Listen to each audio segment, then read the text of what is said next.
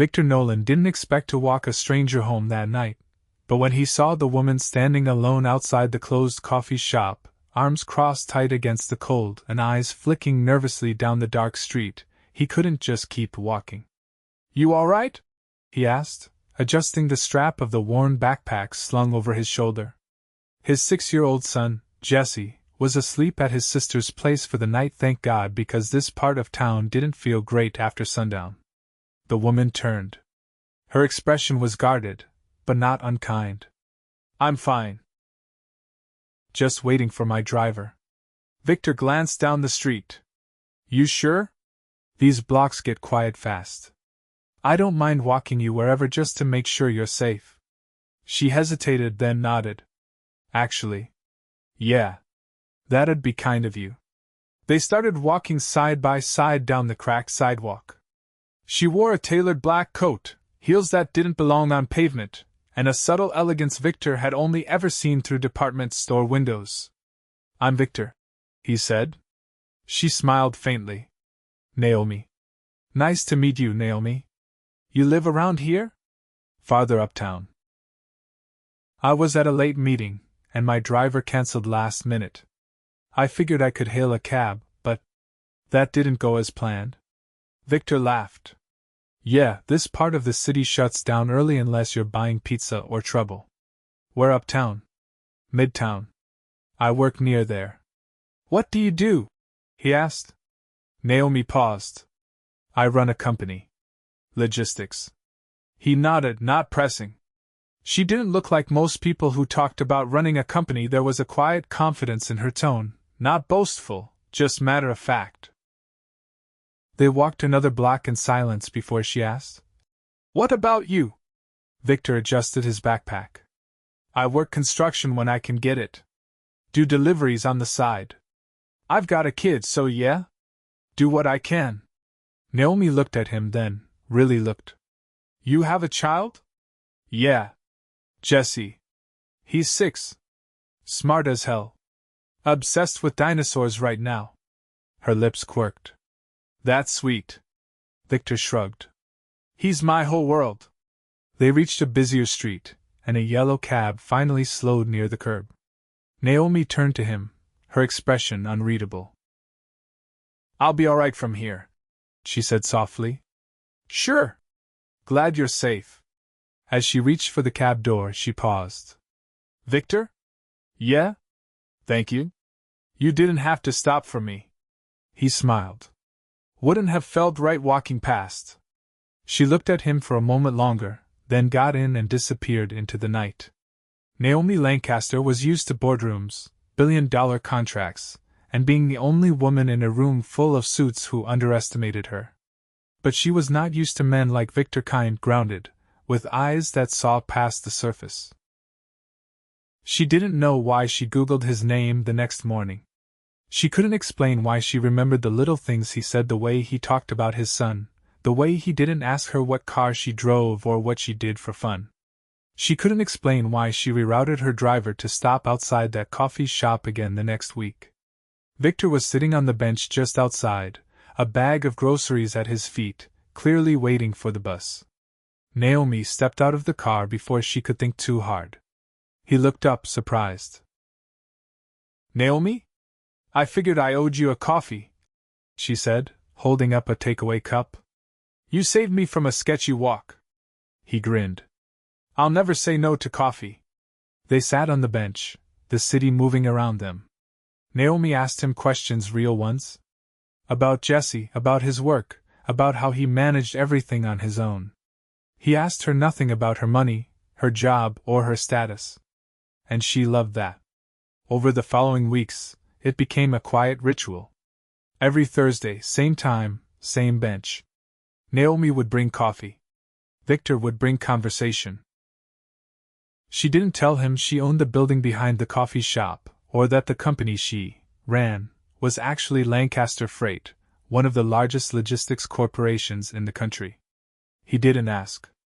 But one rainy Thursday, he showed up with a small umbrella and an extra coat tucked under his arm. "For you," he said, handing it over. "Didn't want you getting soaked." Naomi stared at the coat, clearly second-hand, worn, and still warm from his hand. "Thank you," she said softly, slipping it on. Victor hesitated. "Naomi, can I ask you something?" "Of course." "Is this weird?" he asked, gesturing between them. "I mean, I don't know what this is, but I find myself looking forward to Thursdays more than I probably should." Naomi's heart thumped. "It's not weird," she said. "I look forward to them too." He smiled, but there was a flicker of something else in his eyes, doubt, maybe. "You ever think about doing something? Not on a bench?" he asked. "Like dinner?" Naomi's breath caught. She should say no. She should tell him the truth before this got more complicated. But instead she said, "Yes. I'd like that." He picked the place, a cozy Italian restaurant tucked between a laundromat and a bookstore. The lighting was warm, the food simple, and Victor looked nervous in his button-down shirt. Naomi wore jeans for the first time in weeks. "You look beautiful," he said the second she walked in. She smiled. "So do you." They talked for hours. About Jessie. About her childhood. About dreams they buried. Victor leaned back, eyes on her. "You're not like anyone I've ever met." Naomi studied him. "Neither are you."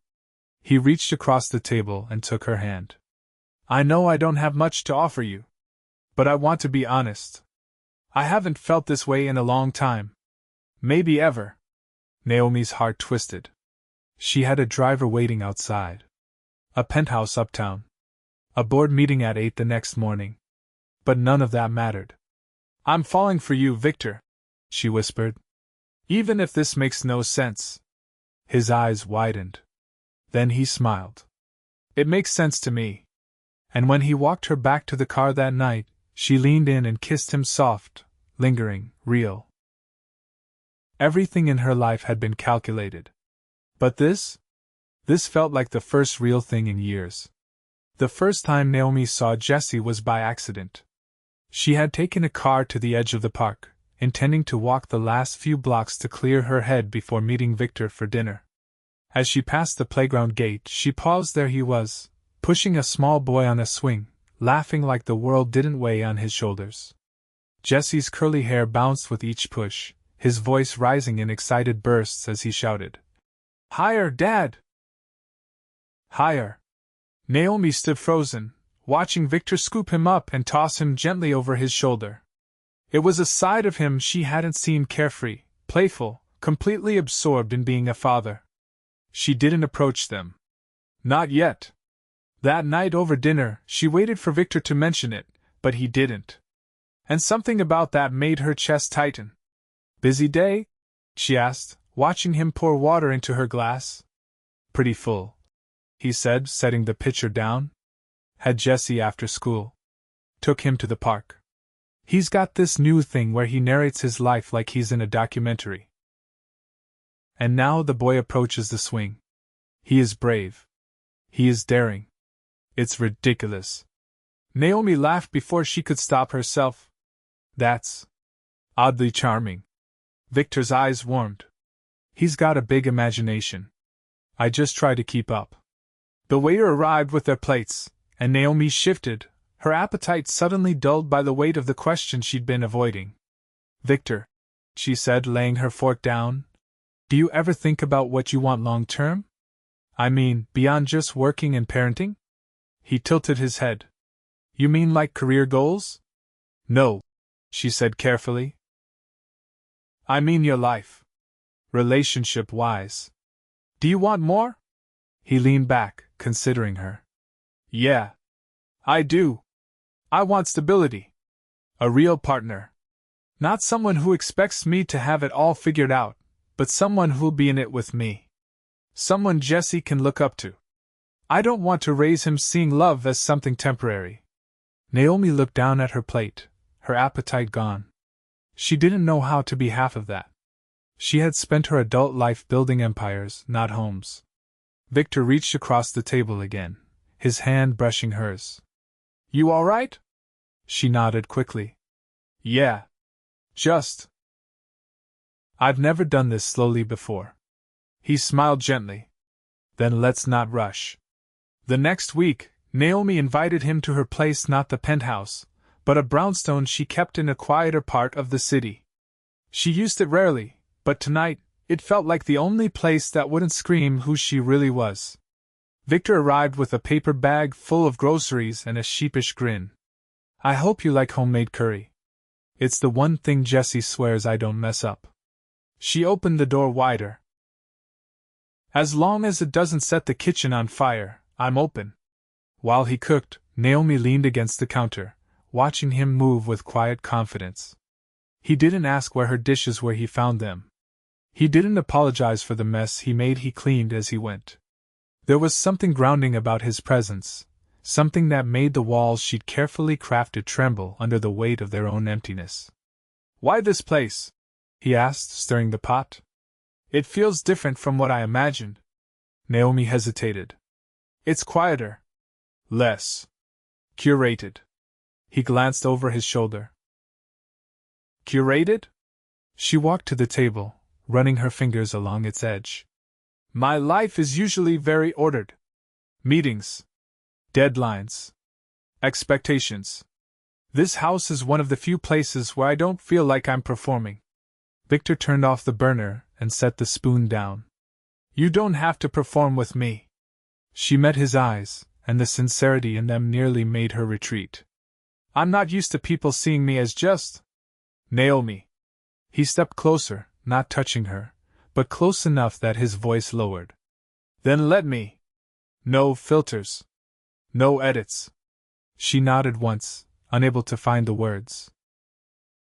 He kissed her gently, no urgency, no pressure. Just understanding. They spent the evening eating on the floor, drinking cheap wine from mismatched glasses, and laughing until Naomi forgot which parts of her were real and which had been built to impress. But the illusion couldn't last forever. The following morning, Naomi stepped into her office on the 54th floor of Lancaster Tower. Her assistant, Myra, followed her inside with a tablet in hand. There's a scheduling issue with the Port Authority meeting, Myra began. Also, someone named Jesse Nolan dropped this off with security. He said it was for you specifically? Naomi turned, confused. Jesse Nolan? Myra held out a square envelope covered in colorful dinosaur stickers. She took it carefully and opened it. Inside was a crayon drawing of a stick figure woman with long hair holding hands with a boy and a man. Above them, in bold, uneven letters, "Thank you for making my dad smile again." Naomi sat down, stunned. She hadn't realized Jesse knew about her. She hadn't realized how closely he was watching.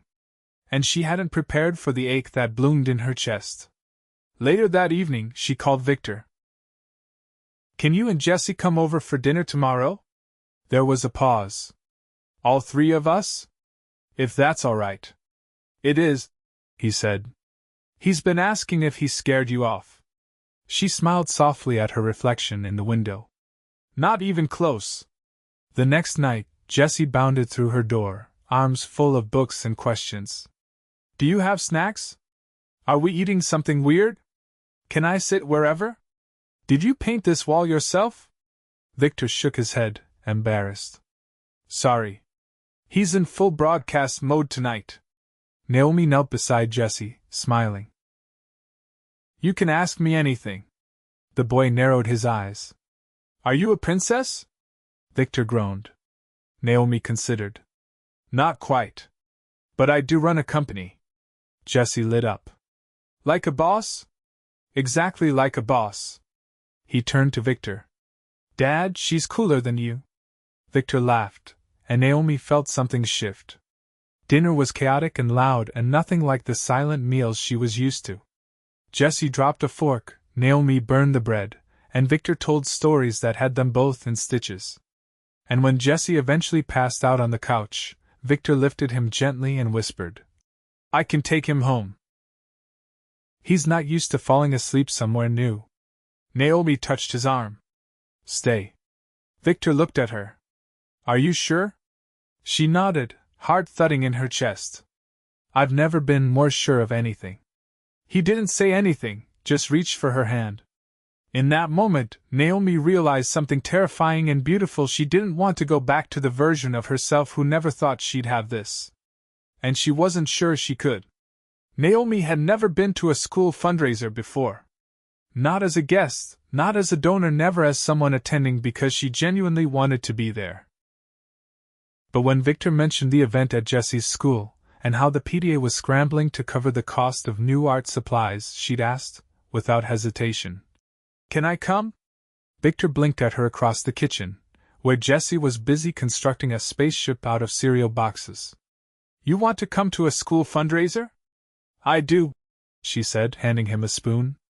"Unless that's weird." He shook his head. "It's not weird. It's just unexpected." The fundraiser took place in the school gymnasium, a space filled with mismatched folding chairs, hand-painted banners, and more glitter than Naomi had seen in a decade. Children ran between tables, dragging parents behind them like enthusiastic tour guides. The smell of popcorn and glue lingered in the air. Victor wore a dark gray sweater and jeans, freshly ironed. Naomi had swapped her usual heels for flats and wore a soft navy blouse she'd nearly forgotten she owned. She found herself nervously adjusting the sleeves as they entered the gym. Jessie darted off toward a paint-your-own-mask station, waving over his shoulder. "Save me cookies!" Victor leaned toward her, his voice low. "You sure you're okay with this?" "It's chaos." "I like chaos," she said, scanning the tables. "As long as there's coffee." They ended up at a table selling raffle tickets for a weekend cabin trip in the Catskills. Naomi pulled out her wallet, but Victor gently placed his hand over it. "I've got this one," he said. She opened her mouth to protest, but something in his expression made her stop. He wasn't trying to make a statement, he just wanted to contribute. She nodded, stepping back. As he chatted with the parent running the booth, Naomi wandered toward the silent auction table. Most of the items were small handmade scarves, framed student artwork, a basket of canned goods labeled "Emergency Dinner Kit." She paused at one piece in particular, a child's painting of a city skyline at night. The strokes were messy, the proportions off, but it radiated something raw and hopeful. A small tag underneath read, "By Tyler, age 7. "Beautiful, isn't it?" a voice said beside her. Naomi turned to see a woman with short silver hair and warm eyes. She wore a PTA badge and carried a clipboard under one arm. "It's stunning," Naomi said. "There's something fearless about it." "Tyler's in Jessie's class," the woman said. "Art helps him focus. Doesn't always come easy to him." Naomi glanced at the bid sheet. The highest offer was $25. "Do you know what the school needs most right now?" she asked quietly. The woman looked surprised. "Well, the roof leaks. The cafeteria's using borrowed equipment from 2 decades ago. The music teacher's been buying her own instruments." Naomi nodded slowly. "Thank you." Before the woman could ask anything else, Naomi turned and made her way back to Victor, who had just handed Jessie a cookie wrapped in a napkin. "I bid on something," she said. Victor smiled. "The emergency dinner kit?" "No," she replied. "Something more permanent." They stayed until Jessie started yawning mid-sentence. Victor hoisted him onto his shoulders, and Naomi walked beside them out into the crisp night air. At the car, Jessie dozed off instantly in the back seat. Victor leaned against the passenger door, watching Naomi as she buckled her belt. "You were incredible tonight," he said. "The way you talked to the kids, the parents. You just fit right in." She looked at him. "I don't think I've ever felt like I belonged somewhere like that before." He tilted his head.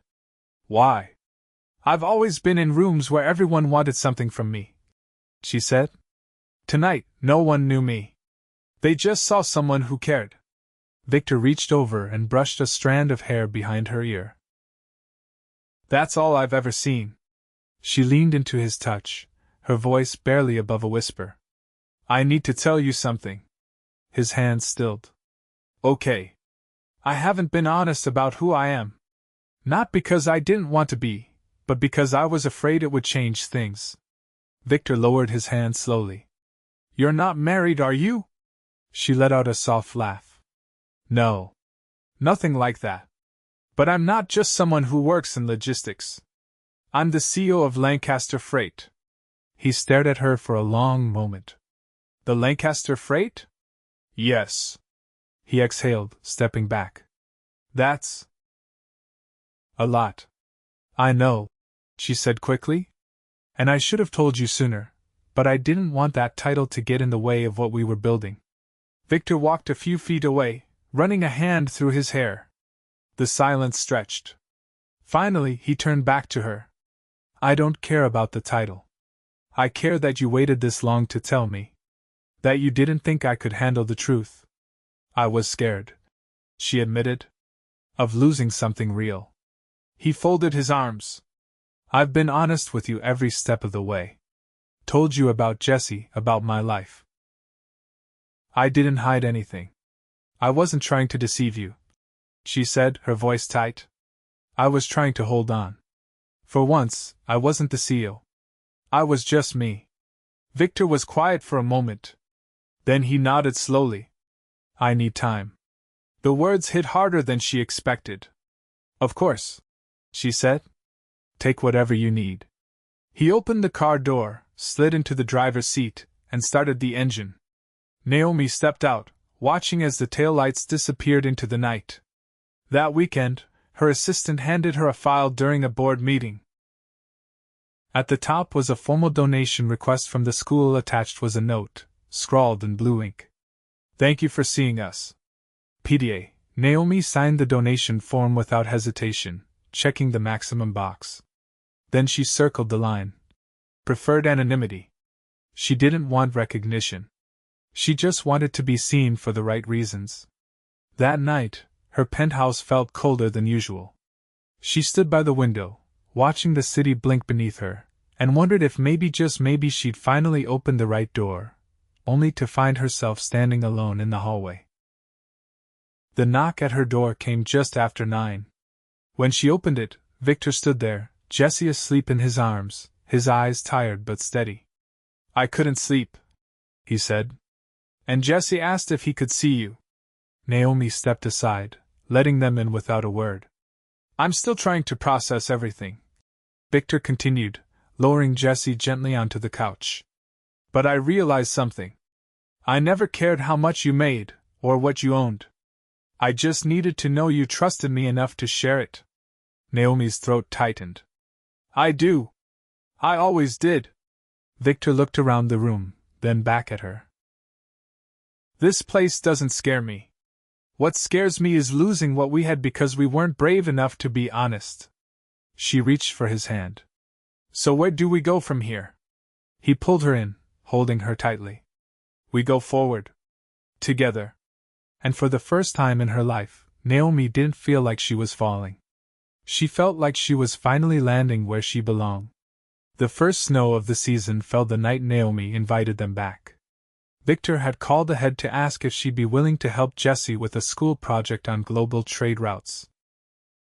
Jessie had insisted she'd make it cooler than Google. And Naomi had laughed for the first time that day. By the time they arrived, the city was blanketed in soft white, and Naomi's usually pristine walkway had a trail of mismatched boot prints. Jessie burst through the door first, arms full of colored pencils and a world map that had clearly been folded too many times. I brought snacks, he announced.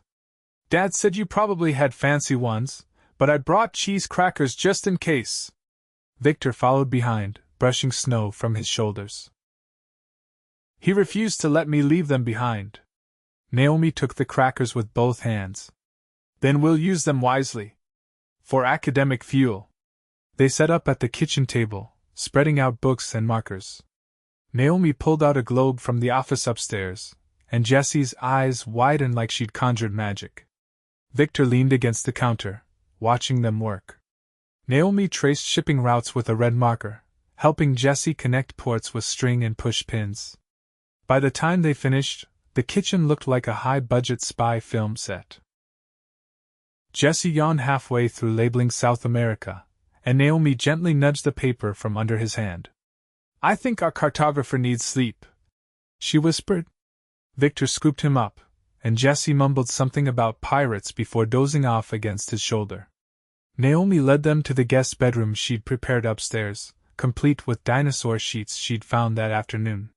When Victor returned, Naomi was still at the table, gathering pencils into a neat pile. He's happy, he said softly. She looked up. So am I. He moved closer. You've become part of his world faster than I ever imagined. She hesitated. Do you think it's too fast? Victor shook his head. I think when something's right, it finds its own pace. They stood quietly for a moment, the hum of the heater the only sound between them. Then he said, I've been thinking about something. Her gaze met his. You told me once you weren't used to being in places where people didn't want something from you. But the truth is, Naomi, I want everything. She went still. I want you, not because of the title or the company hell. I still don't understand half of what you do. But I want the woman who kneels beside my son and teaches him how cargo routes work with crackers. I want the woman who shows up even when it's inconvenient. The woman who didn't run when I needed time. Naomi's throat tightened. Victor. He reached into his jacket pocket and pulled out a folded piece of paper. I couldn't afford a ring. Not the kind you deserve. So I wrote this instead. She unfolded the paper, her hands trembling. There, written in imperfect handwriting, was a promise, his words, raw and unpolished.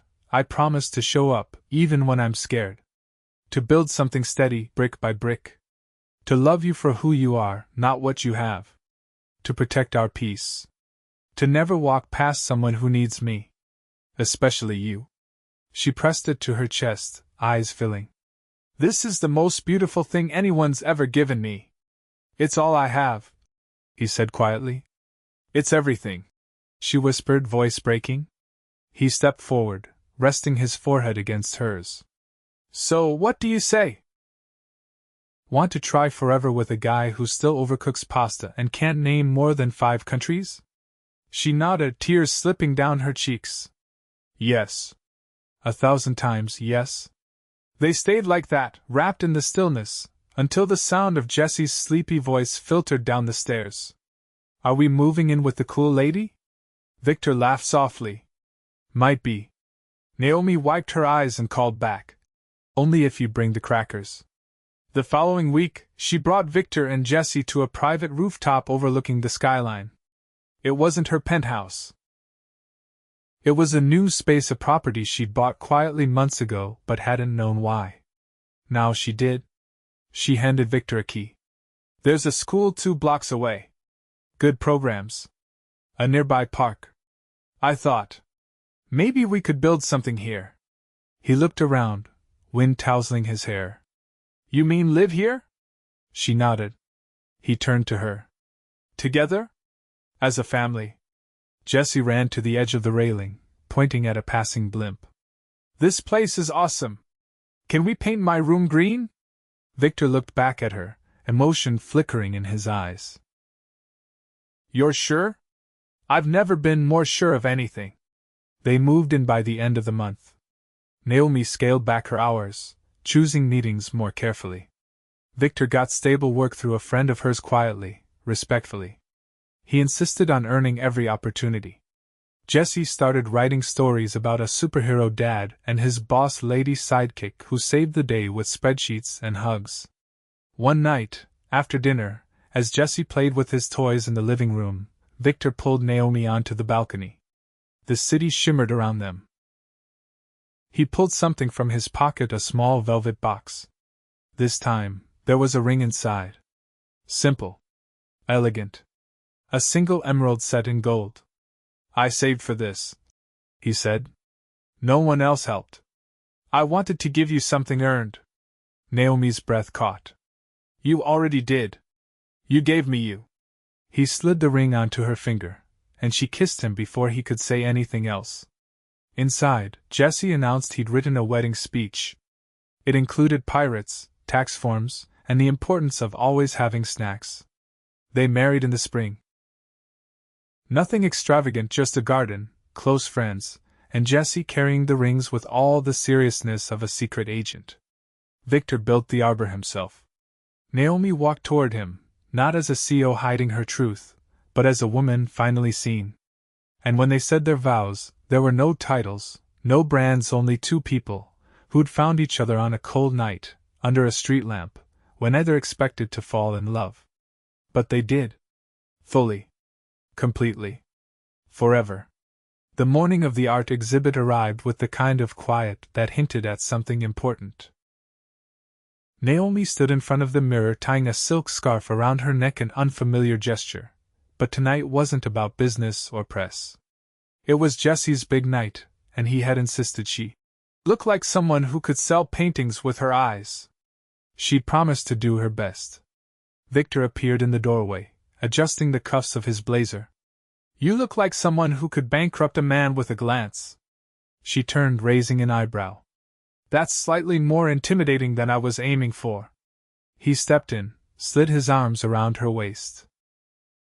You're going to be perfect. Outside, Jessie waited by the door, clutching a plastic portfolio and wearing a clip-on tie that tilted slightly to the left. Can we go now? What if they hang my painting crooked? What if? Victor knelt beside him. You triple-checked it. Your teacher checked it. Your principal checked it. You're going to walk in there, and that painting is going to be straight, proud, and totally awesome. Jessie exhaled. Okay. But if it's crooked, I get to fix it. Deal, Naomi said, opening the door. The exhibit was held in the school's multipurpose room, transformed for the evening with hanging lights, soft classical music, and tables of juice and tiny sandwiches. Children darted between clusters of parents, pointing at their work with loud pride.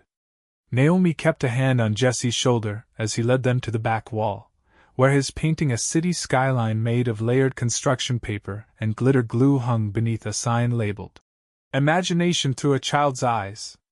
He stared at it for a long moment. Victor nudged him. You like how it turned out? Jessie nodded. I think I do. Naomi crouched beside him. You should be proud. It's bold. And hopeful. It's our new home, he said quietly. I wanted people to see that even big cities can feel warm. Like family. She felt her chest tighten.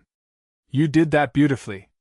The school's art teacher appeared, offering them programs and thanking Naomi without knowing it was her for the anonymous donation that had funded new supplies. Naomi accepted the gratitude with a quiet smile, her eyes flicking to Victor, who gave her hand a small, reassuring squeeze. Later, as families began to trickle out and the lights dimmed, Victor and Naomi stood near the refreshment table, while Jessie played tag between easels with a few classmates. He picked up a cracker and tilted his head. You ever think about what we would have missed if you hadn't stopped that night outside the coffee shop? She leaned against him. Every day. You were this mystery in heels and a perfect coat. I thought you were lost. I was, she said softly. Until you offered to walk beside me. He looked at her, something stirring behind his eyes. What if we made it official? Her brow lifted. You mean, I know we're already married. He reached into his pocket, pulling out a small envelope. But I wanted to give you something different. A piece of land. It's on the coast. There's nothing there yet. Just sand and sky. She unfolded the deed, her breath catching. You bought this?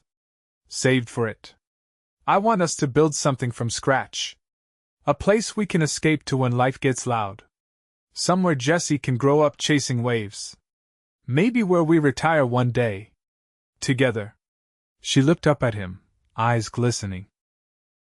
Do we get to design it? You'll probably run it like a boardroom and I'll hammer things in the wrong place, but yeah. We'll design it together. Jessie ran up then, out of breath and grinning. Can we go get hot chocolate now? I earned it with art. Naomi folded the deed carefully and tucked it into her purse. Hot chocolate it is. They left the school wrapped in scarves and laughter. The snow had started again, soft flakes settling on their shoulders as they walked the few blocks home. Jesse skipped ahead, narrating his evening like a museum curator, while Victor and Naomi fell into step behind him. At the corner, Naomi paused and looked up at the street lamp, the same kind that had lit their first meeting. Victor followed her gaze. "You remember?" he asked. "I'll never forget." He took her hand, lacing their fingers. "Neither will I." Years passed. Jesse's drawings gave way to digital art and animation.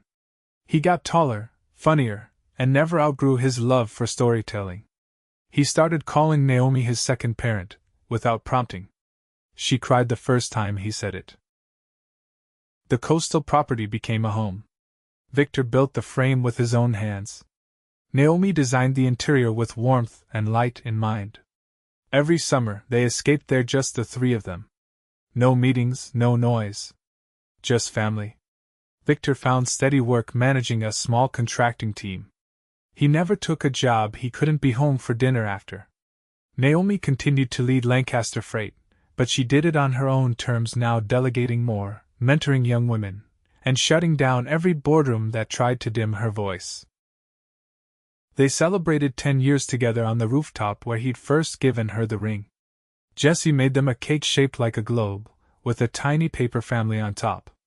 Naomi looked across the table that night, candles flickering, and reached for Victor's hand. "We built a life," she said. He brought her fingers to his lips. "And we're not done yet." No one asked her to choose between love and power, because she'd found the only man who never made her.